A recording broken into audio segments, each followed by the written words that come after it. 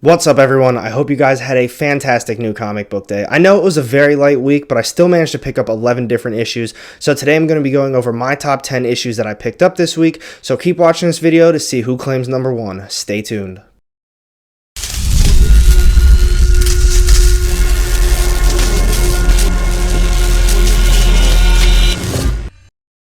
Welcome back, everyone. I am your host, AR Comics, and today I'm going to be going over my top 10 issues that I picked up this week for New Comic Book Day, March 17th, 2021. But before I get started on this list, if you are new to the channel, I drop weekly comic book content that'll keep you up to date on all of the latest releases. So if that sounds like something you do not want to miss out on, make sure you hit the subscribe button down low and the little bell to get notified every time I drop new content. You won't regret it. And now, without further ado, let's get started on this list. Alright, so real quick before I get started on this week's top 10 list, I just want to make a quick little channel announcement. So every Sunday for my New Comics This Week episode, I always ask the question, so which issues are you looking forward to most this week, and which ones do you think I definitely should not be missing out on? So starting with this video and from here on out, recommendations that you make in that Sunday's video, whether it's just an overwhelming amount of comments or someone makes a very convincing argument as to why I should be reading this book, I'm going to start picking them up and including them in this top 10 list every single Thursday. So you guys are probably thinking, it's a very light week. How did you manage to pick up 11 different issues? Well, 3 of them are from previous New Comic Book Days that I was finally able to get a hold of, that a lot of people have been telling me you definitely need to be reading these. And one of them was one that I really wasn't planning on picking up, but I had a few comments from this last Sunday's video that said you should definitely at least give it a shot. So this week is going to be the first one where I'm going to start including whatever books you recommend to me. So for now, coming in at number 10, we have the end of the arc of Captain Marvel, issue number 27. This is cover A, and honestly, I think this is going to be the last issue for me. I really didn't like this one. If you are reading this series and you know the direction it's going, because this next issue, she's going to be getting a brand new suit, and honestly, this issue kind of led into how she gets that new suit, but for the most part, I felt like this issue was very unnecessary. It just wasn't me. It's something I'm not really enjoying reading, so I do think this is going to be the last issue that I pick up. If you are reading this series, if you think I should continue on with it, let me know what you're thinking about it. I do like the artwork. I think overall I've just been let down by these last few arcs. I didn't like this one. I didn't like the last one. I think if that one had to deal with the Empire stuff, I didn't like that one either. The last one that I truly said I'm going to recommend this series to people was when they still had Star in it. I think that was like issue 12 through 14. And from there, I feel like the series just went completely downhill and it's just not for me anymore. So I'm going to be taking it off my poll list. So for those reasons, coming in at number 10. And next up, we have coming in at number 9, this is Marvel's brand new series, Black Knight, Curse of the Ebony Blade, number 1. This is cover A, and this was the issue a lot of you guys recommended to me. Honestly, I don't know anything about this character. I don't think I've read anything about Black Knight before, so I didn't really know his personality. I didn't know what to expect, but I went in with this with just, zero expectations. And honestly, I think for the most part, it was pretty cool for someone who doesn't know anything about this character. I thought the artwork was very well done.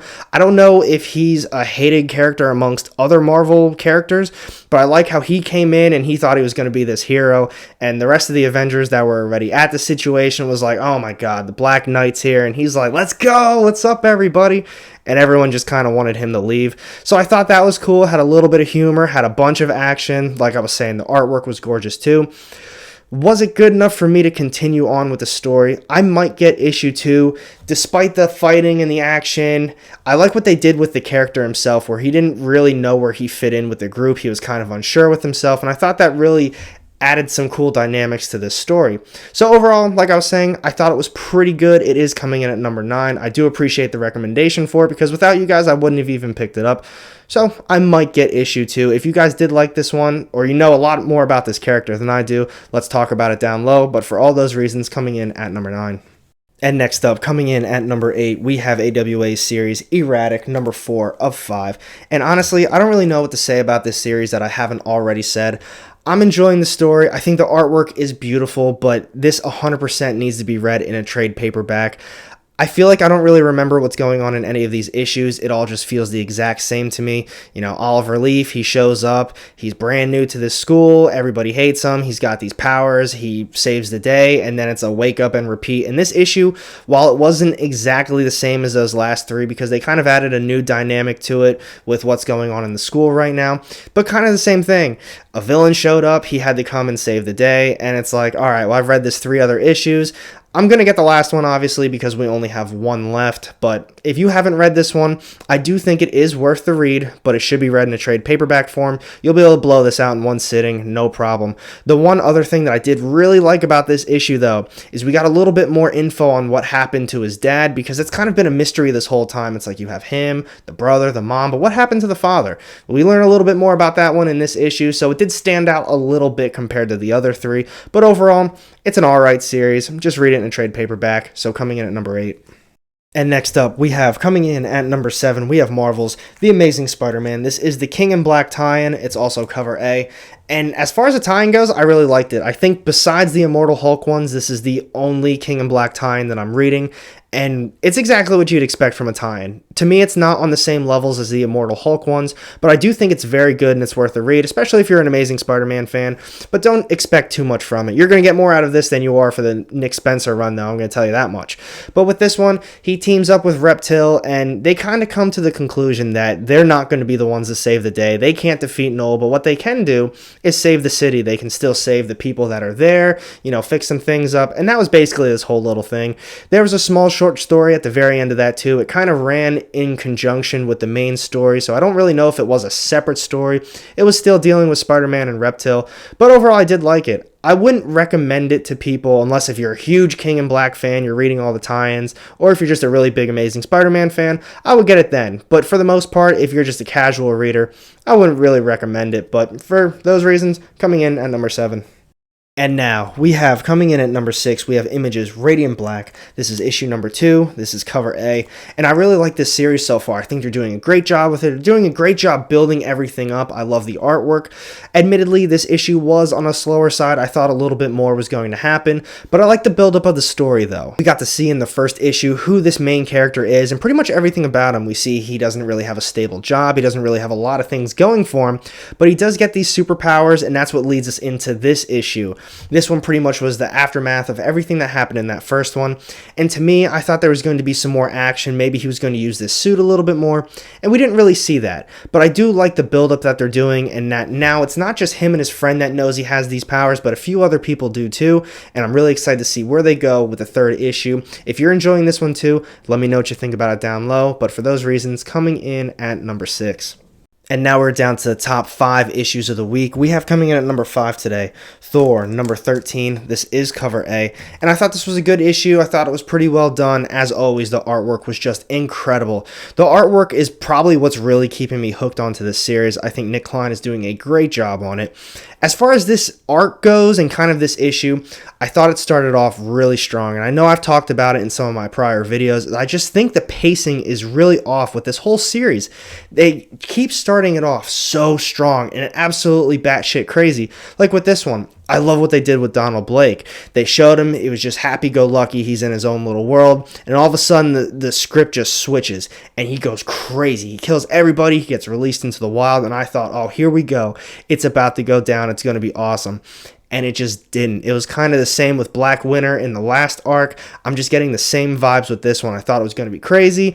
It's definitely not the slowest thing ever, but I'm just expecting more. And now there's only one issue left in the arc, and now everything's about to pop off in one issue and basically restart in a new arc, or maybe they continue it into a new arc, or they just put it on the back burner for a little bit.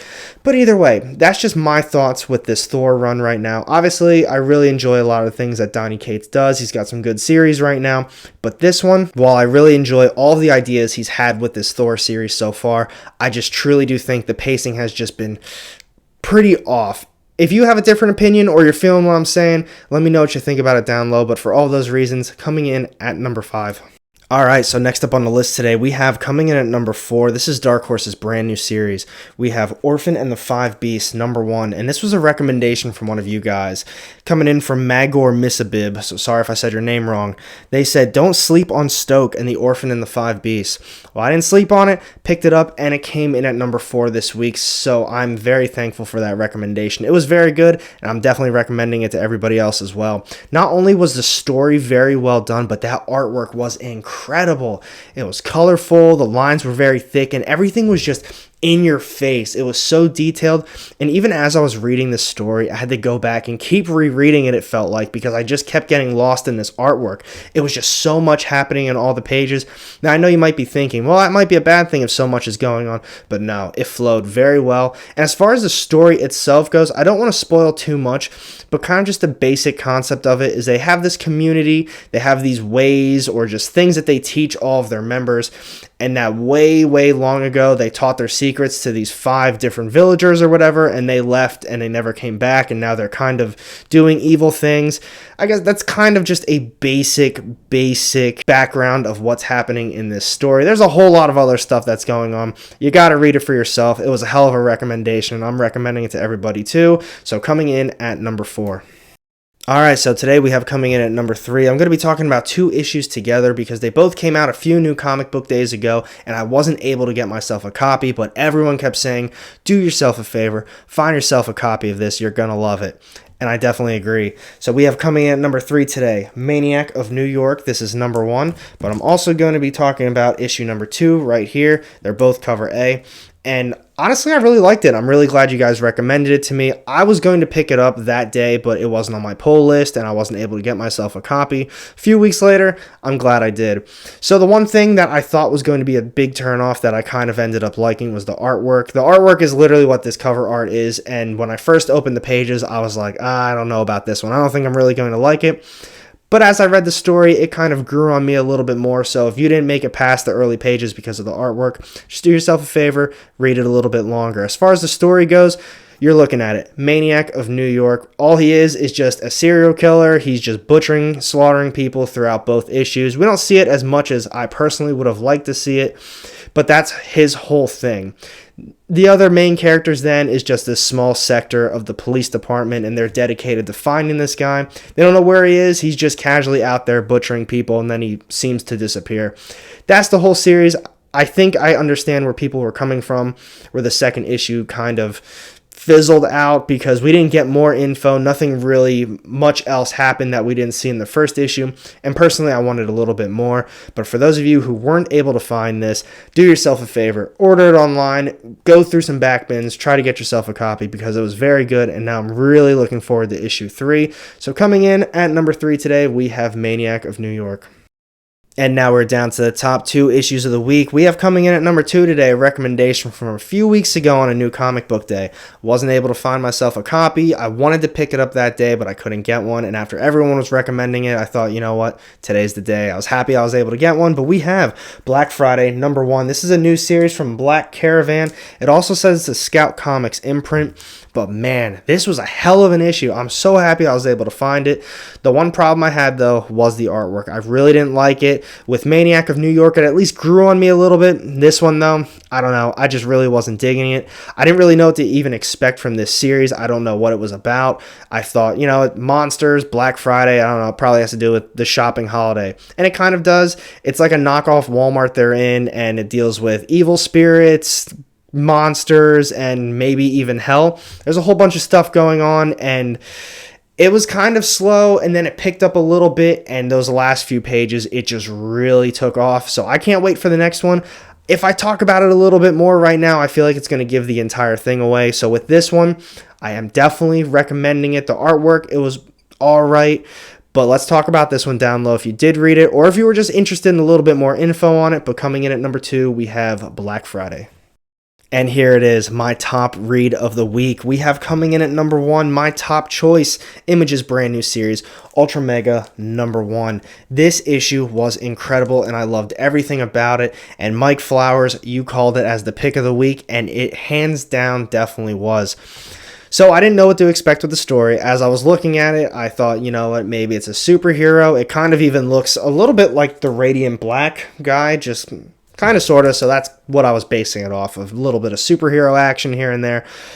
Nah, I guess it is, but it took a totally different pathway. Very gory, very gruesome, action-packed the entire time, and wow, it's an alien virus that takes over Earth, and you have these protectors. I guess they're called the Ultra Megas. And even after reading this story and thinking you know where the series is going to go, it just takes a completely different turn.